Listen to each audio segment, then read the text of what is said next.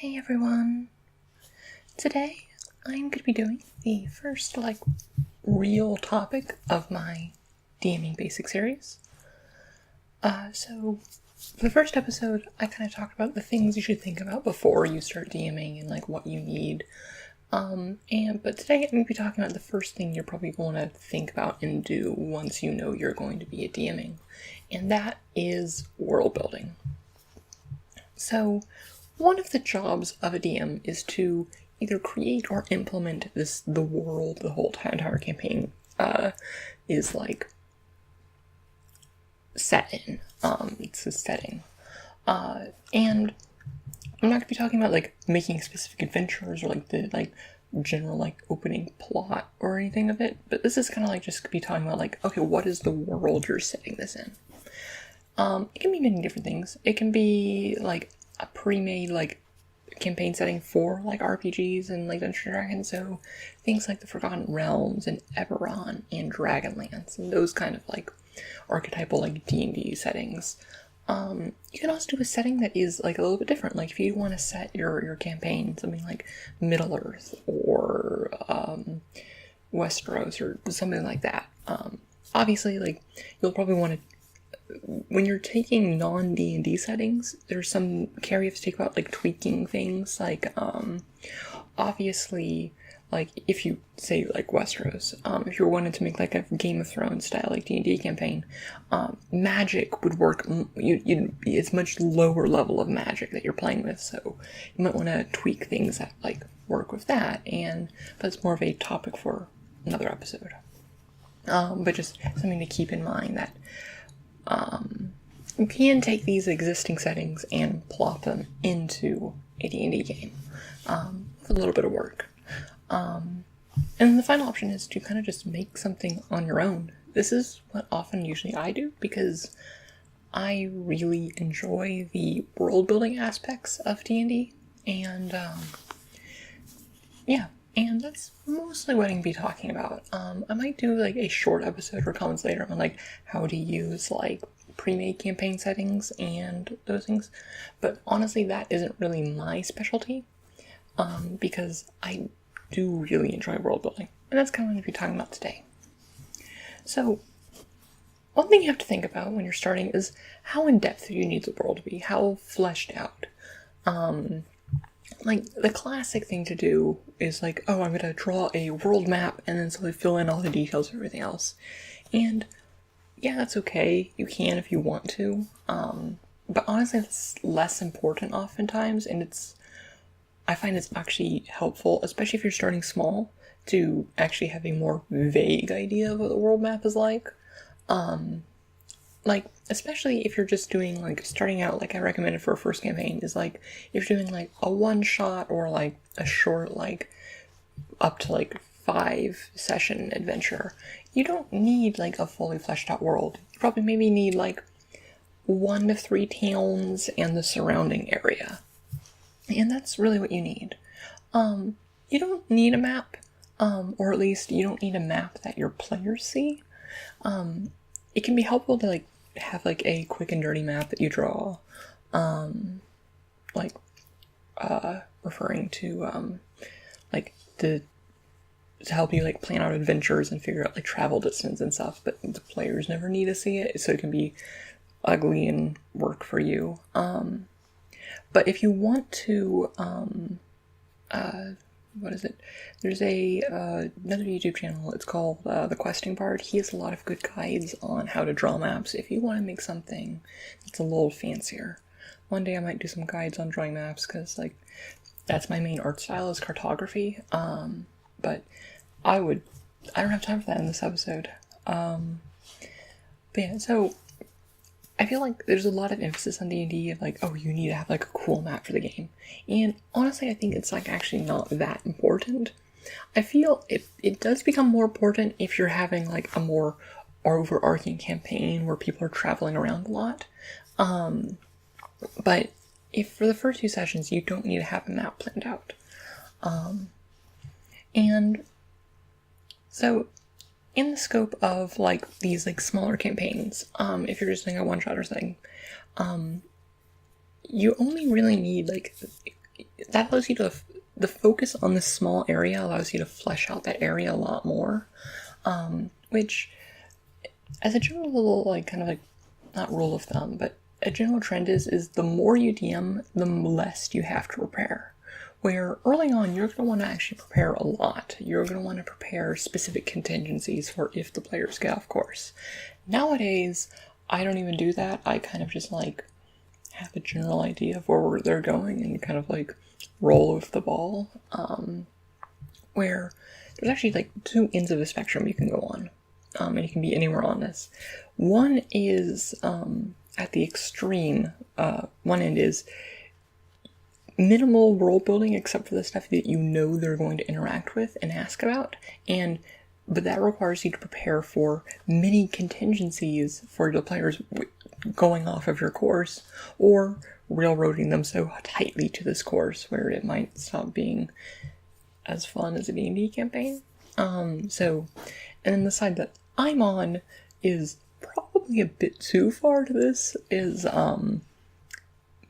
almost a minimal idea of what even a main path looks like, but extremely detailed and knowledgeable about the game world. It's probably safer to be somewhere in the middle, where you have like a few like main narrative arcs you can go down, instead of, and while still having like a good grasp on the setting.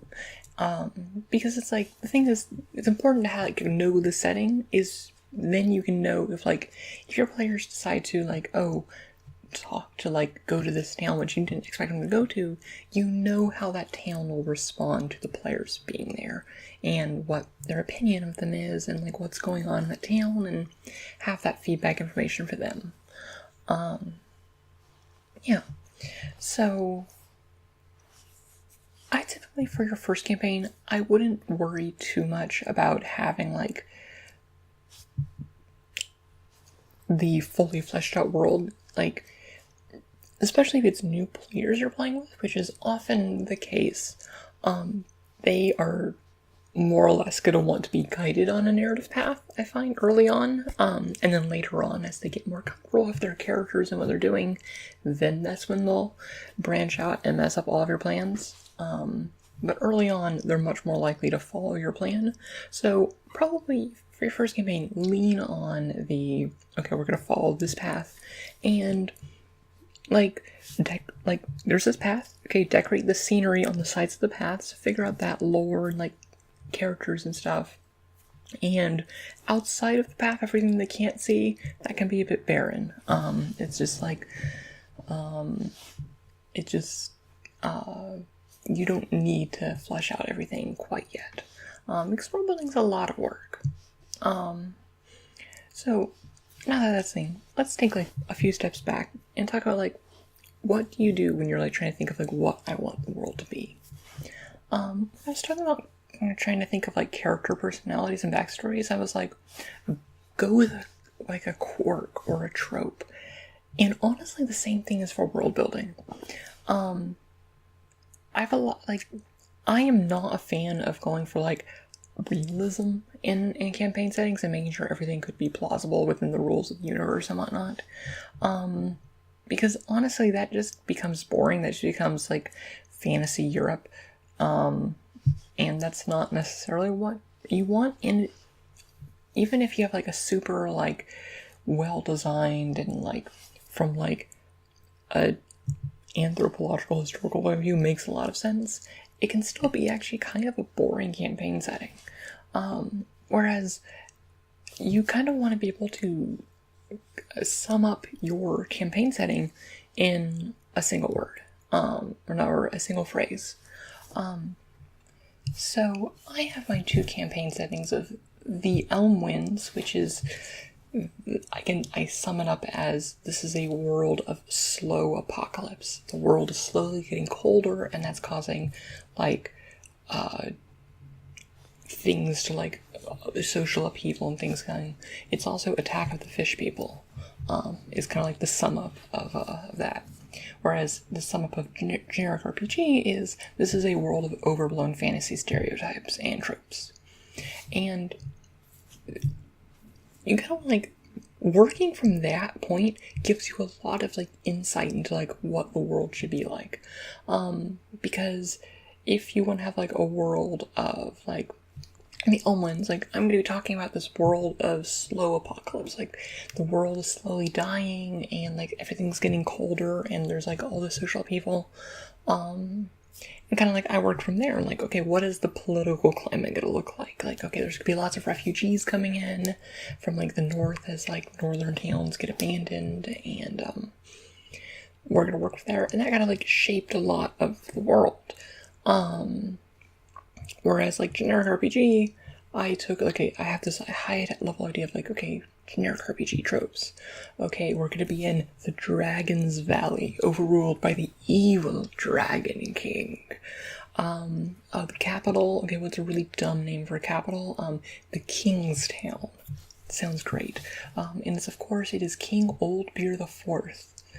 And it's just kind of like things like that, where like I started from this like high level idea, concept, and then kind of like it informs the decisions later on about like what the world is like.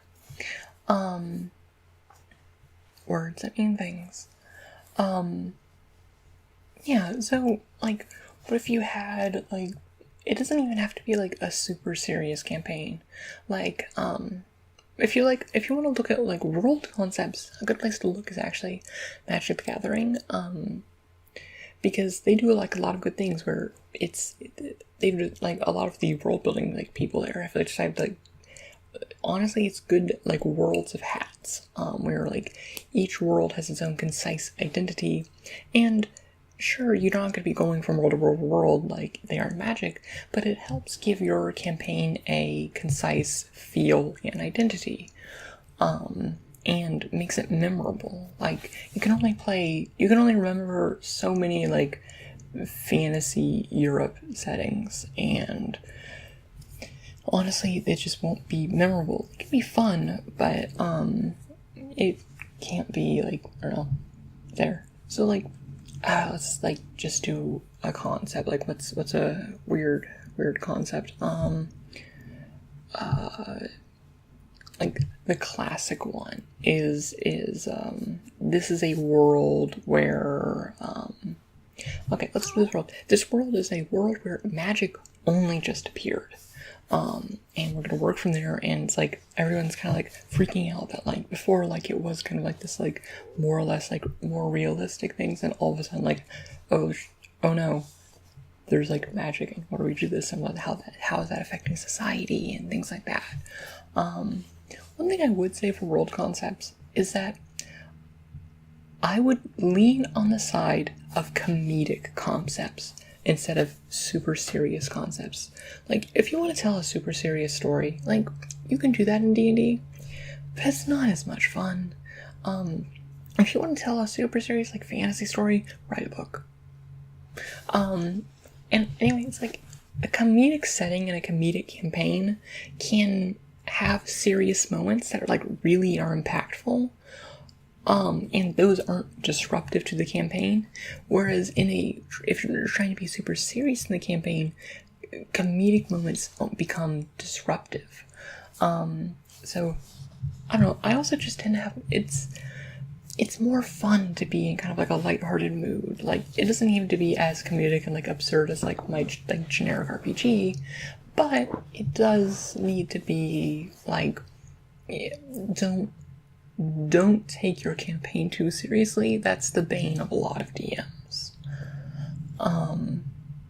Because honestly, your players will poke holes in it, and the story will go off the rails, and it'll be a lot of fun, and it'll be funny. Like, it won't be the exact story you set out to tell. So, I don't know, make it a little bit absurd to start with, and like, if you just want like the world to be like, this is a world where everyone has a pet dinosaur, and that's the base you're going for, like, that's a great world. It's nice and memorable. Your players are gonna be excited because they get a fucking dinosaur. I'll allow myself to swear in a video if I'm talking about dinosaurs. Dinosaurs are amazing. And side note, one of the days in on one of my generic RPG campaigns, we went through and gave all of the gods their patron dinosaurs. That is something that exists in the generic RPG world. One day I'll post a bunch of information on my generic RPG setting. But yeah, patron dinosaurs. Jeez. Yeah, when in doubt, just add dinosaurs. Like, it can't go wrong. Everyone likes dinosaurs. Where was I? Oh, yes. So yeah, no, just, go from the initial concept, and that can inform a lot of things. And then for like kind of like this one-shot idea, or if you're building for this one-shot, okay, so you have this general setting, okay, probably want like a starting town, or at least a town in the area, and just like general things to think about is like, okay, how big is it? Like the common places for people to go is like, okay, know what kind of stuff there'll be for sale there. Like that usually is depending on how big it is. It's like, if it's like a really big city and your people want to find like a bookstore, they probably could, but they probably can't find that in a small village. Have like a few names for different like inns or taverns in, because players tend to just go straight for the inn or tavern. And it's kind of like the general like quest hub in RPGs. So have like the names of those done. And having like just a list of like characters they might interact with. So like the barkeeper maybe, or someone in the tavern, someone that might like run into them on the streets or things like that. Like I don't know, I'd say any given town have about 4 personalities they would run into. Obviously more if it gets larger. Although for very large cities, it's almost better to like divide them into districts and like treat those as like separate areas. Although designing cities is probably almost another video topic. I feel like for any given set piece, having like between 1 to 4 NPCs like they might interact with is a good idea. Also, having a list of NPC names that, even if they're not tied to a character, is just nice to have in the group, because they'll often interact with someone they don't know. And coming up with NPCs on the fly is something you do get better at. But also remember to write those NPCs' names down with a description of who they are, because your players will remember and you won't.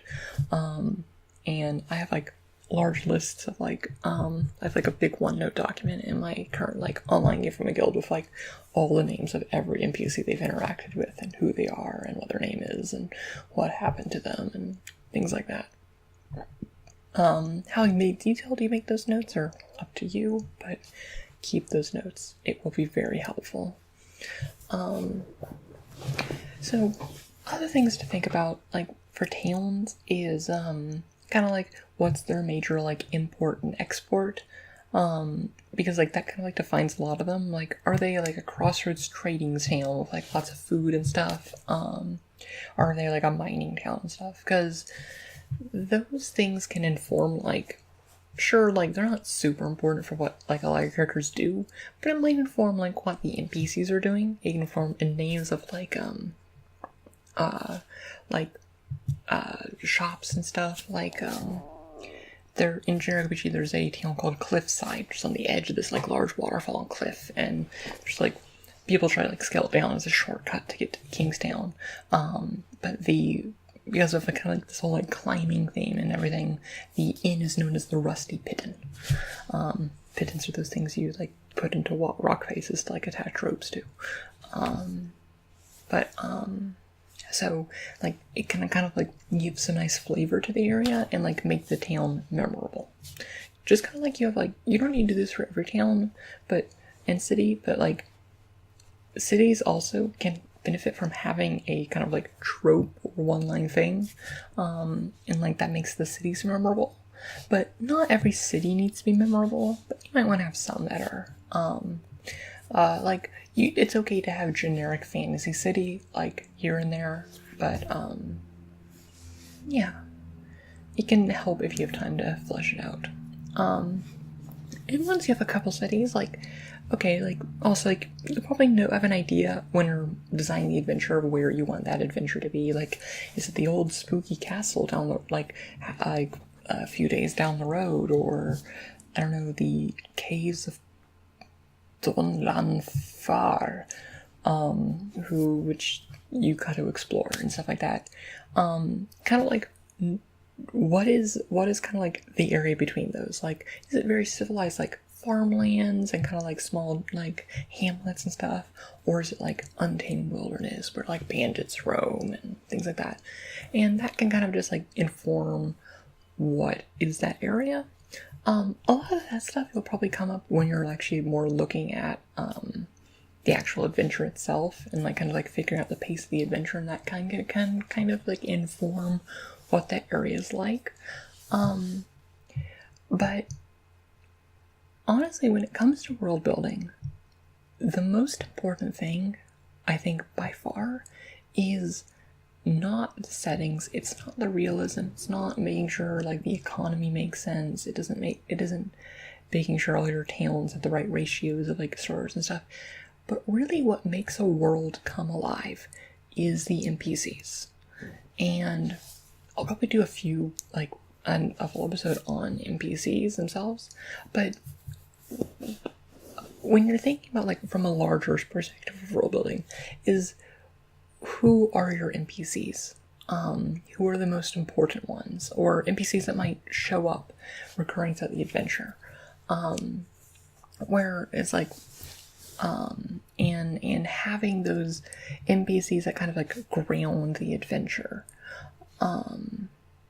Like you've played like think of video games. There are locations in video games that like are very like will catch you and be like, oh, this is like gorgeous or whatever, and we're like really iconic, but it's really the characters what makes like RPGs and stuff like really fascinating.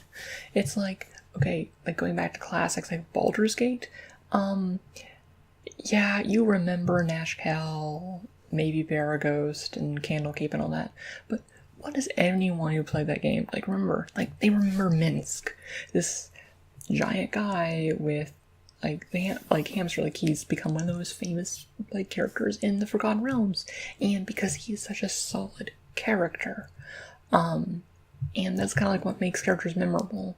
And you don't need to have every recurring character like already fleshed out like at the beginning of a campaign, but when you're spending time world building, you should spend probably about 25% on a lot of the geography and stuff, and the other 75% kind of like figuring out what are the people like, what kind of like characters are in this universe that they can interact with, because NPCs are honestly the greatest tool a DM has. They spur adventure, they can help like move the story along, they can help create like party tension, and they can help develop player character stories. And really, I don't think there's enough emphasis on NPCs, and like even things like the Dungeon Master's Guide. I think they brush over, like most of the time they're talking about NPCs, it's talking about mechanically how they work, and not kind of like who they are and where they're coming from, and how they become interesting like characters. And how to play NPCs is a much more complex topic of like getting into like improv and acting and stuff like that. But on your adventure, like in any given game session, assuming the game session isn't just one giant combat encounter with the giant boss dragon, I try to have about 4 NPCs I interact with. They don't have to be new NPCs, but you want to have at least 4 that they interact with, sometimes more. And I'm talking like important NPCs. I'm not talking random town guard they ask for directions with. I'm talking like, okay, like barkeepers, like family members and stuff. And when I say 4, I usually try to have 4 available, where as opposed to like they don't actually have to meet all 4 based on the pace of it. Another thing that's nice about putting your emphasis on PCs rather than like locations and stuff is that when the players go off the rails, and they will, it is easier to move people than it is the old spooky castle you've been trying to push them to, where sure, let's say you have this really cool, like, wizard, Rognar. Everyone thinks he's a rogue, but he's really a wizard. It's, tricky, which is a pretty roguish thing to do. So what is he for real? But Rognar, like, sure, like, you might be, like, intending for, like, Rognar to meet them at this inn, but, oh, they ended up actually not going to that city.